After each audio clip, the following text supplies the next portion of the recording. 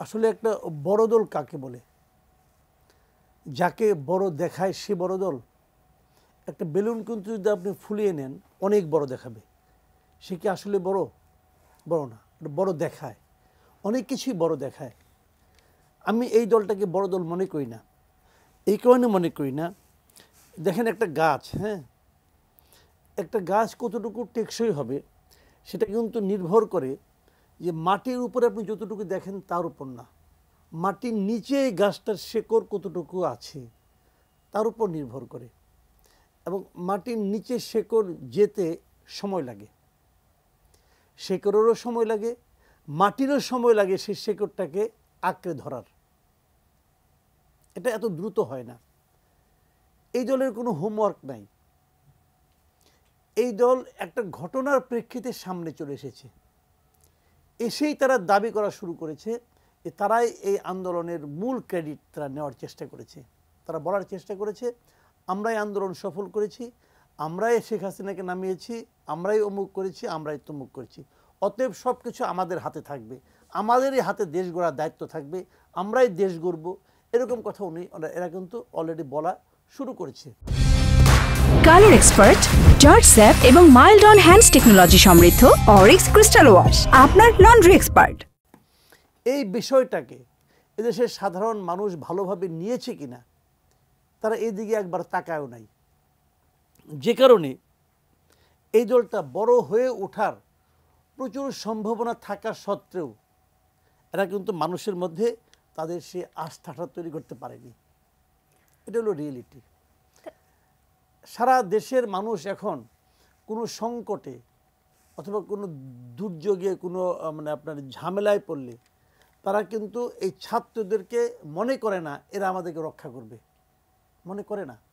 আপনি গ্রাম একদম মাঠ পর্যায়ে প্রশাসনে যান, সেই প্রশাসনেও সমন্বয়ক শব্দটা একটা আতঙ্কের নাম, ভরসার নাম না। যতক্ষণ পর্যন্ত এরা ভরসার নামে পরিণত না হতে পারবে ততক্ষণ পর্যন্ত এই সংগঠনের শেকড় মাটির গভীর পর্যন্ত পৌঁছাবে না। এখন সেটাকে বড় দেখাচ্ছে, এই কারণে তারা সরকারি আনুকূল্য পাচ্ছে। এই দল গঠনের পেছনে সরকারের ভূমিকা আছে। যদি কিংস পার্টি বলতে কোনো কিছু থাকে এটা হচ্ছে কিংস পার্টি। সরকারের আনুকূল্য পাচ্ছে বলেই যে দলের কোনো শেকড় নাই, যে দলের উদ্যোক্তাদের কোনো ইনকাম নাই, যে দলের প্রধান যিনি আহ্বায়ক হতে যাচ্ছেন নাহিদ ইসলাম, উনি বলেছেন যে ওনার ব্যাংকে 6 মাসে মাত্র 10 লাখ টাকা ঢুকেছে, ওনার এখন মাত্র 1 লাখ টাকার স্থিতি আছে। একটা 2 লাখ লোকের একটা সমাবেশ ওনারা করতে চাচ্ছেন কালকে। 2 লাখ লোকের একটা সমাবেশ করতে কত টাকা ব্যয় হয় আপনি জানেন? কত কোটি টাকা ব্যয় হয়? টাকাটা কোত্থেকে আসবে? এই টাকাটা কোত্থেকে আসছে আপনি আমাকে এটা বোঝান ভাই। এবং এই টাকাটা যদি বলবে আমাদের শুভানুধ্যায়ীরা দিচ্ছে, কোনো শুভানুধ্যায়ী নাই বাংলাদেশে। কে শুভানুধ্যায়ী? নাম দেখ, সবগুলি শুভানুধ্যায়ীর নাম এবং তালিকা আমি দেখতে চাই যে আমার এই শুভানুধ্যায়ী 1 লাখ টাকা দিচ্ছে, এই শুভানুধ্যায়ী 1 কোটি টাকা দিচ্ছে, দেখ নামের তালিকা দেখতে চাই। এই অনুষ্ঠানে কত টাকা খরচ হয়েছে তার একটা তালিকা আমি দেখতে চাই। দেখাতে পারবে? ট্রান্সপারেন্ট হোক, ট্রান্সপারেন্ট দেখতে চাই, ট্রান্সপারেন্সি দেখাতে পারবে না? পারবে না। এটা আরেকটা গড্ডালিকা প্রবাহে ঢুকছে। এবং আমি মনে করি না রেহমান সুমান সাহেবের বয়স হয়েছে, ওনার প্রতি আমি শ্রদ্ধা রেখে বলছি, উনি ঠিক বলেন নাই। উনি বাংলাদেশের পলিটিক্যাল পার্টির কালচারটা বুঝতে পারছেন বলে আমার কাছে মনে হয় না। এটা সেই তৃতীয় দল, প্রত্যাশিত তৃতীয় দল হতে যাচ্ছে না। দলটা শুরু হওয়ার আগেই নিজেদের মধ্যে কামড়াকামড়ি শুরু হয়ে গেছে পদ নিয়ে। আমি আজকের পত্রিকা, বিভিন্ন পত্রিকা এই দলের 7 জন লোকের নাম পাইছি, যার নাকি 7 জন লোক থাকতেছে।